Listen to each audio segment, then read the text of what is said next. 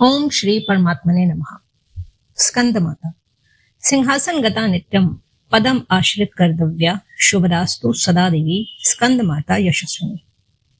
माँ दुर्गा के पांचवें स्वरूप को स्कंद माता के नाम से जाना जाता है। ये भगवान स्कंद कुमार कार्तिकेय नाम से जाने जाते हैं। ये प्रसिद्ध देवासुर संग्राम में देवताओं के सेनापति बने थे। पुराणों में इन्हें कुमार और शक्तिधर कहकर इनकी महिमा का वर्णन किया गया है। इनका वाहन मयूर है, अतः इन्हें मयूर वाहन के नाम से भी अभिहित किया गया है। इन्हें भगवान स्कंद की माता होने के कारण माँ दुर्गा जी के इस पांचवें स्वरूप को स्कंद माता के नाम से जाना जाता है। इनकी उपासना नवरात्रि पूजा के पांचवें दिन की जाती है। इस दिन साधक का मन विशुद्ध चक्र में अवस्थित होता है। इनके विग्रह में भगवान स्कंद जी बाल रूप में इनकी गोद में बैठे होते हैं। स्कंद मात्र स्वरूपिणी देवी की चार भुजाएं हैं। ये दाहिनी तरफ की ऊपर वाली भुजा से भगवान स्कंद को गोद में पकड़े हुए हैं और दाहिनी तरफ की नीचे वाली भुजा को ऊपर की ओर उठी हुई है, उसमें कमल पुष्प है। बाईं तरफ की ऊपर वाली भुजा वर मुद्रा में तथा नीचे वाली भुजा जो ऊपर की ओर उठी है उसमें भी कमल पुष्प ली हुई है। इनका वर्णन पूर्णतः शुभ्र है। ये कमल के आसन पर विराजमान रहती हैं। इसी कारण से इन्हें पद्मासन देवी भी कहा जाता है। सिंह भी इनका वाहन है। नवरात्र पूजन के पांचवें दिन का शास्त्रों में पुष्कल महत्व बताया गया है।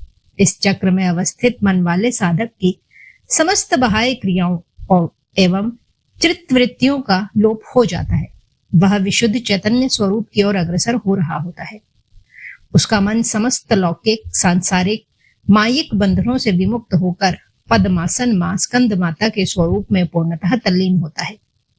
इस समय साधक का पूर्ण सावधानी के साथ उपासना की ओर अग्रसर होना चाहिए। उसे अपने समस्त ध्यान वृत्तियों को एकाग्र रखते हुए साधना के पथ पर आगे बढ़ना चाहिए। मां स्कंद माता की उपासना से भक्त की समस्त इच्छाएं पूर्ण हो जाती हैं। इस मृत्यु लोक में उसे परम शांति और सुख का अनुभव होने लगता है। उसके लिए मोक्ष का द्वार स्वयं एवं सुलभ हो जाता है। स्कंद माता की उपासना से बाल रूप स्कंद भगवान की उपासना भी स्वयं हो जाती है। यह विशेषता केवल इन्हीं को प्राप्त है। अतः साधक को स्कंद माता की उपासना की ओर विशेष ध्यान देना चाहिए। सूर्य मंडल की अधिष्ठात्री देवी होने के कारण इनका अलौकिक तेज एवं कांति से संपन्न हो जाता है। एक अलौकिक प्रभा मंडल अदृश्य भाव से सदैव उसके चतुर्दिक परिव्याप्त रहता है।